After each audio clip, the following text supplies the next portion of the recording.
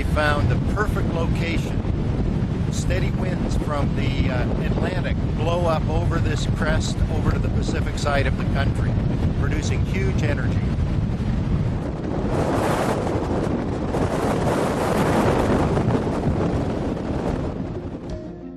If you are interested in learning more about capturing energy from the wind, I'll show you how to construct a model windmill and how to set it up to actually calculate its power output. Here's how to construct this windmill. Start with a 30 centimeter square of stiff card. Bristol board works well. Next, draw the diagonals on the card, corner to corner. Then, with a compass, draw a circle at the center of the card. The circle has a radius of 3.5 centimeters. The center of the card is where the diagonals intersect. Next, draw 2 centimeter arcs centered on the corners of the card. Just set your compass to 2 centimeters to do this, then draw them as shown, each one to the left of the diagonal lines. Now make a mark at the center of each of these small arcs. We are going to use a hole punch to punch holes in each corner of the card at these marks. Next, push a nail or pencil through the center of the card, making a hole where the diagonals intersect. Now cut along each diagonal from the outer corner, stopping at the circle.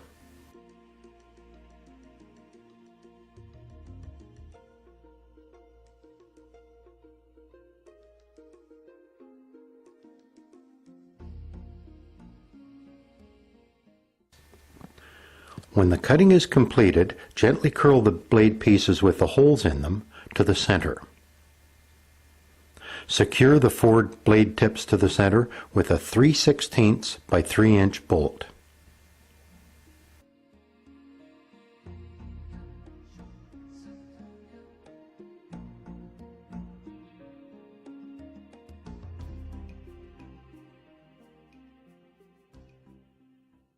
Use a washer and nut to hold this assembly together.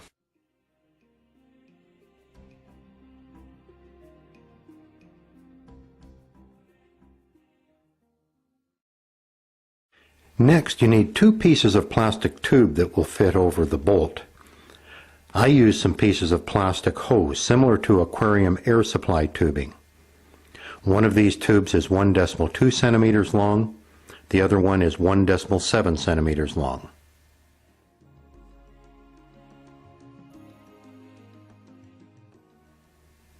In this next assembly, drop a washer on the bolt, and then the 1.7 centimeter tube, and then another washer.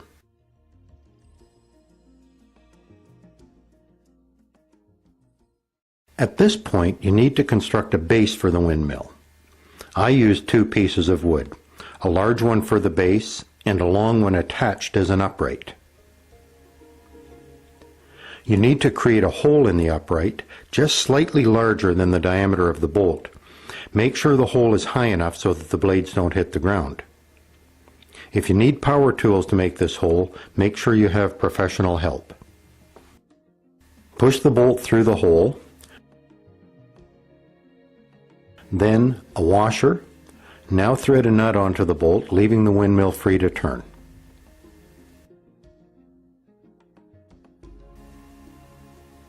Now finish the windmill by adding another washer, then the 1.2 centimeter plastic tube, followed by another washer and a nut. Use pliers or wrenches to tighten the nuts against the plastic tube. This plastic tube becomes a pulley.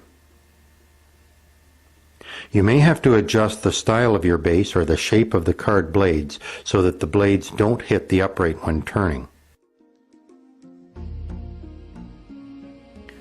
The next video demonstrates how to calculate the power output of your windmill.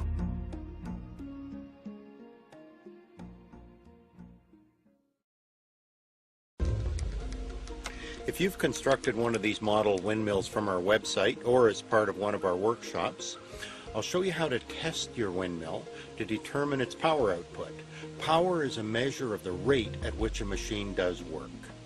Let's make this machine do some work.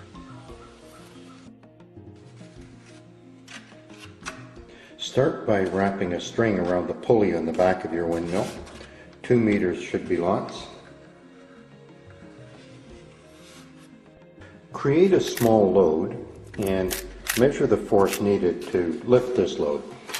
I've just used some pennies here and a paper pouch to create this load. And using a Newton spring scale, what do we have? Looks like 0.9 newtons. 0.9 newtons is the force needed to lift this load. Connect the load to the end of the string and you are ready to make your windmill do some work.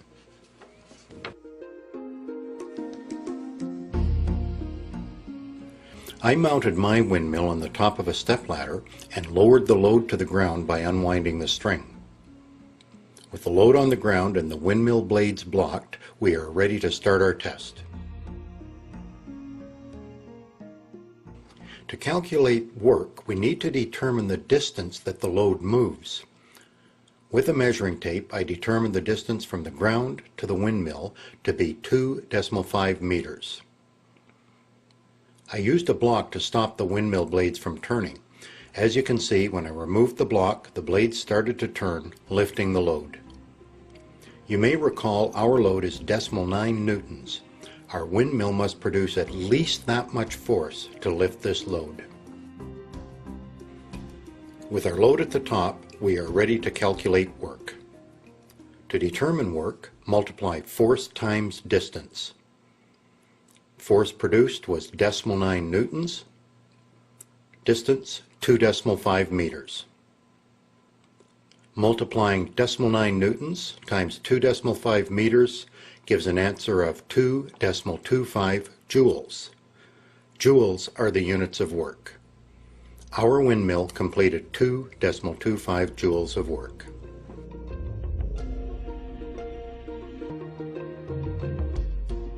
Power is the rate at which a machine does work. The watt is the unit of power. 1 watt equals 1 joule per second. To calculate power, divide the work done by the time it took to accomplish that work. Starting a stopwatch when the windmill starts to lift, we can determine the elapsed time.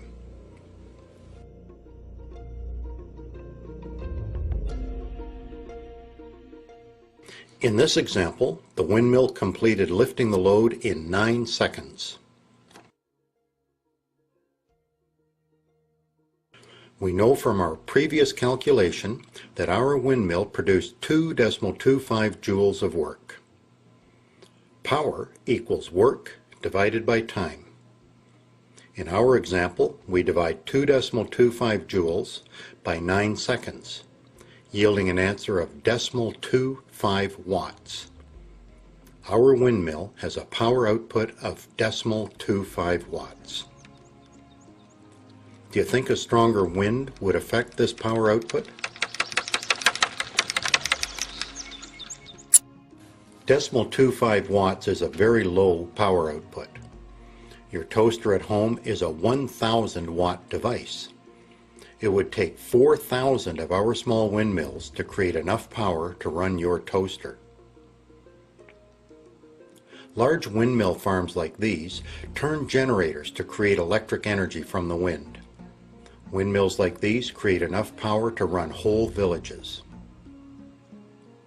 Even though wind is a clean source of energy, there are still concerns, including safety for migrating birds, aesthetics, and noise. Problems that engineers and scientists are working to resolve. More energy projects can be found at our website, hylaroad.com. Follow the projects link.